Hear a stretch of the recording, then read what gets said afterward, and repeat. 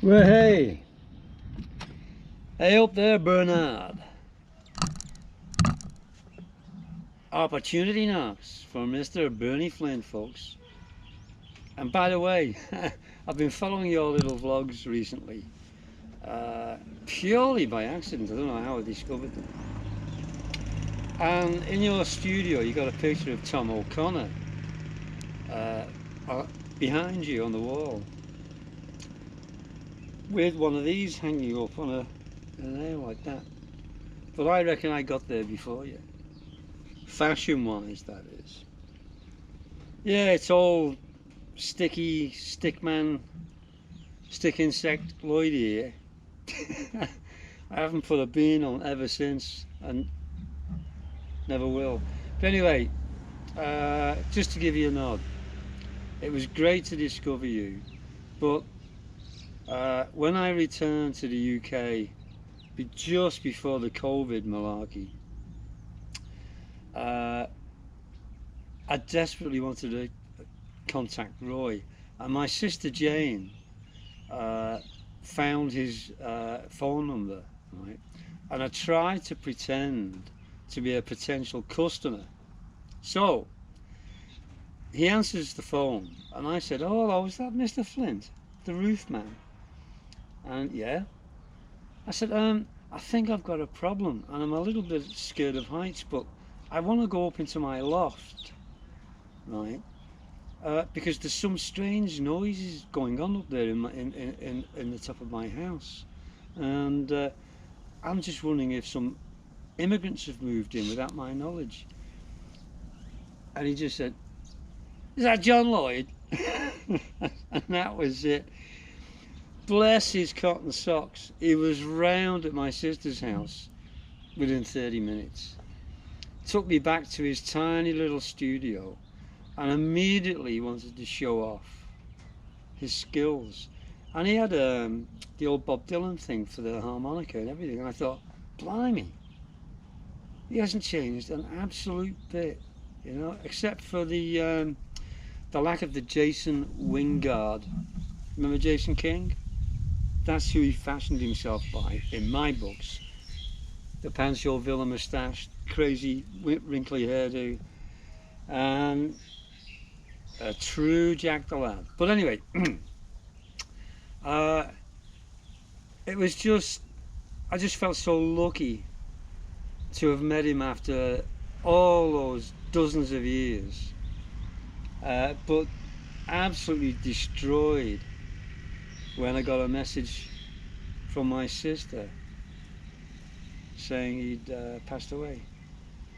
But yeah, I'll go on. I just feel a bit gutted talking about it, you know, as you must do. But the guy was magic, absolute magic, and I personally feel happy, as with a lot of other people, that he went out on a swan song, taking his dogs for a run on Southport Beach. So there you go. But anyway, Bernie, the last time I saw you, I remember you when I first met you.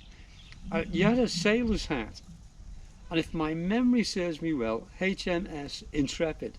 Would that be correct? Right? And by the way, if if this embarrasses you, because I'm going to put it out on the net, give me the nod, and I'll just shut it down. But I'm able to contact you and have a chat with you. Oh, by the way, back to the Tom O'Connor poster. I googled him. He's still knocking on. 81 years old. Amazing, yeah.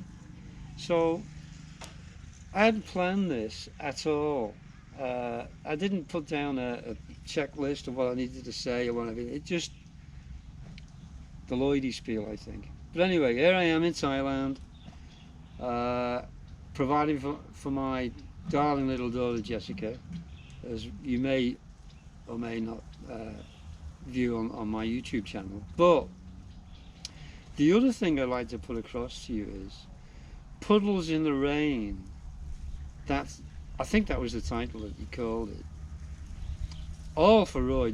It was just so obvious who that was written for Roy's passing, right?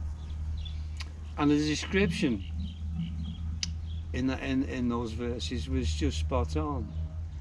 But the other thing I'd like to say is I think you should try and put that out somewhere, because the melody to that song has just stuck in my head day in, day out, day in, day out. It's a fabulous melody, and maybe you might not see that, but anyway. Oh, by the way, I'll catch up on your videos. You've beefed up a bit, mate. Beefed up, like, you know, a bit pumpooey, as they say in Thailand.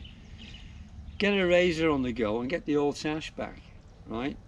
Get the clean chin skin going again, and carry on. But oh, and them kids next door, come on, you miserable owl git, throw the balls back over. How many footballs did you get? 4 or 5?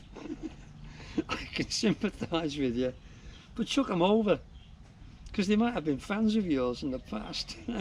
Anyway, lovely to have give you the nod. When COVID's over, I may do another trip back to the UK. I'm trying to get my pension upped, because I can't do it here in Thailand. In Thailand, it's frozen. I survive on 112 quid a week. Can you believe it? Eh? Anyway, a little laugh. I went through a hobby stage. I'm still going through a hobby stage of decorating things that are quite strange and amusing. I'm just going to lean over. Oh, okay, gourds. So I found these, and we had a coffee shop going, which is in one of my vlogs, and everything was all yellow, and it was yellow. So I grabbed all of these gourds, and everything was black and yellow as a attention draw for people passing by.